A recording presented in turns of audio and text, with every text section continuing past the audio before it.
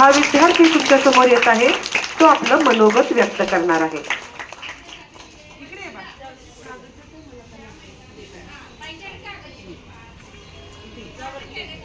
हा छोटा चिमुकला विद्यार्थी आलेला आहे, त्याला आपण प्रोत्साहन दिलं पाहिजेत ना. कसं द्यायचं प्रोत्साहन? जोरदार टाळ्या. सर्वांना माझा नमस्कार. माझे नाव आदर्श अजिंक्य वस्कर आहे. आज मी स्वामी विवेकानंद यांच्याविषयी काही माहिती सांगणार आहे. स्वामी विवेकानंद हे महान भारतीय तत्वज्ञानी होते. त्यांचा जन्म 12 जानेवारी 1863 रोजी कलकत्ता येथे झाला. त्यांचे पूर्ण नाव नरेंद्रनाथ विश्वनाथ दत्त असे होते. त्यांनी सन 1893 मध्ये अमेरिकेतील शिकागो शहरात दिलेले भाषण खूप प्रसिद्ध आहे. स्वामी विवेकानंदांनी स्थापन केलेले रामकृष्ण मिशन आजही कार्यरत आहे. त्यांनी 402 रोजी मध्ये पश्चिम बंगालमधील बेलूर मठ येथे समाधी घेतली. स्वामी विवेकानंदाचं कार्य व विचार नेहमी आपल्याला प्रेरणा देतात. इथे मी भाषण संपवत आहे. धन्यवाद. प्रोत्साहन देऊया.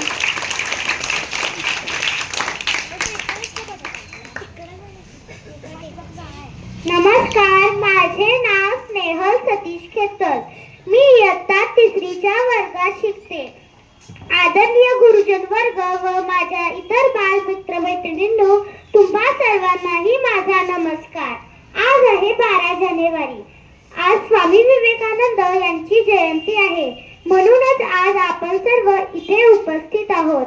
आज मी तुम्हाला स्वामी विवेकानंद यांच्याविषयीचे थोडेसे भाषण सांगणार आहे. ते तुम्ही शांततेत ऐकून घ्यावे अशी माझी नम्र विनंती.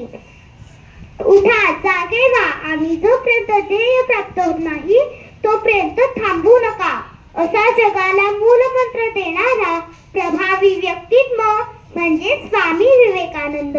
12 जानेवारी हा दिवस स्वामी विवेकानंद यांच्या जयंतीनिमित्त राष्ट्रीय युवा दिन म्हणून पाळला जातो. त्यांचे खरे नाव नरेंद्र असे होते व त्यांच्या आईचे नाव भुवनेश्वरी देवी, तर वडिलांचे नाव विश्वनाथ दत्त हे होते. आई वडिलांच्या चांगल्या मूल्यांमुळे स्वामी विवेकानंद यांच्या जीवनाला चांगला आकार मिळाला व ते गुणवत्तेचे धनी झाले. धन्यवाद.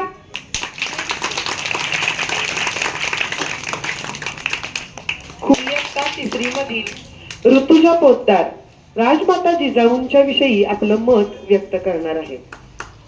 जोरदार टाळ्या वाजवून आपण तिला प्रोत्साहन देऊया. पूज्य गुरुजन व माझ्या वर्गमित्रींनो, माझे नाव ऋतुजा. मी इयत्ता 3 शिकते. माझ्या शाळेचे नाव नूतन मराठी विद्यालय ब्रांच नंबर 1 कोल्हापूर.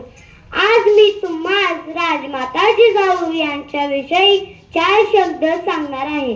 ते तुम्ही शांत चित्तेने ऐकावे अशी माझी नम्र विनंती. राजमाता जिजाऊ यांचा जन्म 12 जानेवारी 1598 रोजी बुलढाणा जिल्ह्यातील सिंदखेड या गावी झाला. त्यांच्या आईचे नाव म्हाळसाबाई तर वडिलांचे नाव लखुजी जाधव होते. त्यांच्या पतीचे नाव शहाजीराजे भोसले. राजमाता जिजाऊंनी छत्रपती शिवाजी महाराजांसारखा आदर्श घडवले. अशा या राजमातेला माझा कोटी कोटी प्रणाम. गुजरात या माझा माता जिजाऊंना, त्यांनी घडवले शूर शिवबांना मुजरा माझा माता जिजाऊना त्यांनी घडवले शूर शिवबांना. साक्षात होत्या त्या आई बाबाने जन्म घेतला त्यांच्या पोटी शिवबांनी. मराठी मातीचे त्यांनी केले मनामी कावा, तो एकच होता माझा जिजाऊंचा छावा. सांभाळले त्यांनी सर्वांना प्रेमाने, घडले स्वराज्य त्यांच्याच आशीर्वादाने. त्यांच्या मायेत नव्हता जाती धर्म, सर्व धर्म स्वभावाचे हेच त्यांचे कर्म. त्यांच्या राज्यात होती सुख सारी प्रजा, धन्य धन्य त्या जिजाऊ माता. धन्यवाद. जय जिजाऊ, जय शिवाजी महाराज. त्यांचा गौरव करतो तो त्यांच्या सर्व गुणांचा, त्यांनी केलेल्या कार्याचा उल्लेख तिनं त्या कवितेमधून केलेला आहे. अतिशय सुंदर. पुन्हा एकदा तुझं मी अभिनंदन करते. यानंतर येत आहे इयत्ता 6वी मधील नितिशा जाधव. अद्विता म्हाळुंगकर इथं पुढे यायचंय.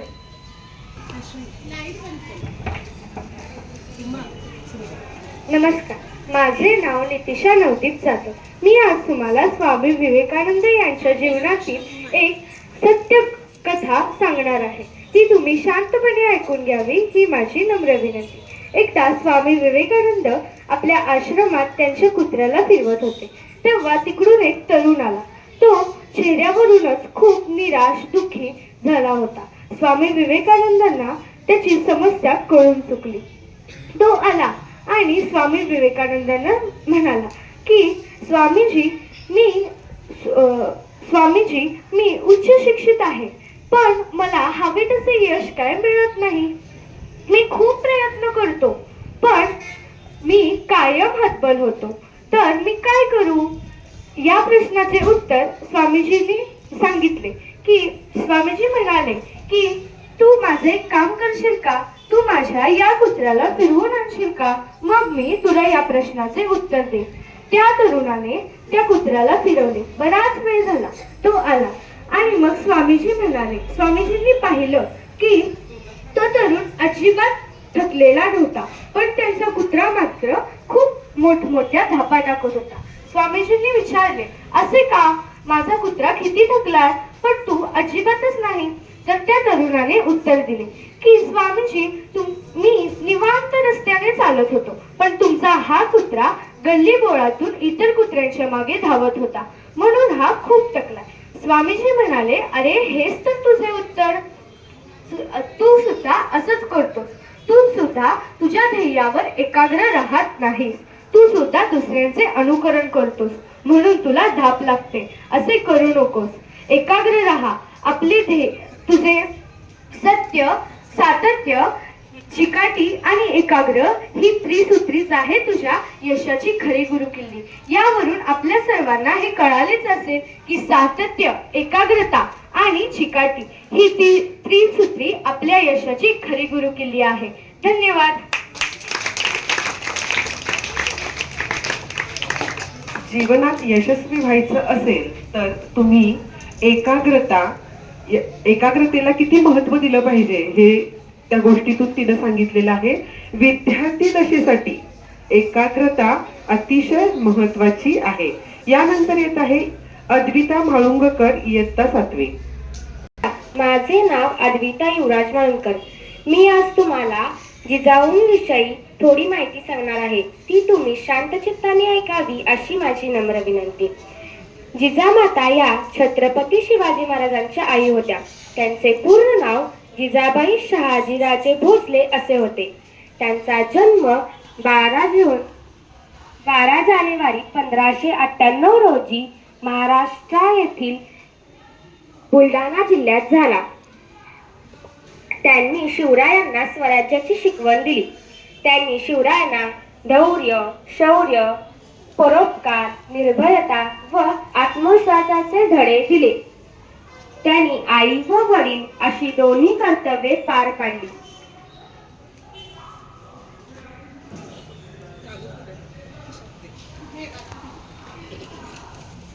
सुद्धा त्यांचा सहभाग होता. शिवाजीराजे कैदेत असताना त्यांनी राजकारणाची सर्व सूत्रे हाती घेतली होती व ती पार सुद्धा पाडली. अशा या कर्तव्यवान व्यक्तिमत्व असलेल्या जिजामातांचा 17 जून 1674 रोजी मृत्यू झाला. धन्यवाद. अद्विता म्हाळुंगेकर हिने राजमाता जिजाऊंची माहिती सांगितलेली आहे. जोरदार टाळ्या. ह्या सर्व विद्यार्थ्यांनी तुमच्या समोर जे विचार मांडले त्यासाठी त्यांनी गेले 4-5 दिवस जी तयारी केली त्यासाठी खरोखर त्यांचं अभिनंदन. एखादी व्यक्ती जिची आपण जयंती किंवा पुण्यतिथी साजरी करतो त्याविषयी आपल्याला फारशी माहिती नसते, पण जेव्हा आपण त्यांच्याविषयीचे विचार ऐकतो तेव्हा त्यांच्या जीवनातील संपूर्ण कार्याची माहिती आपल्याला थोडक्यात मिळत असते. म्हणून जेव्हा विद्यार्थी भाषण करून येतात, तयारी करून येतात, तेव्हा तुम्ही ती एकाग्रतेनं जर ऐकली तर संपूर्ण अभ्यास केल्यासारखं तुम्हाला ज्ञान मिळत असतं.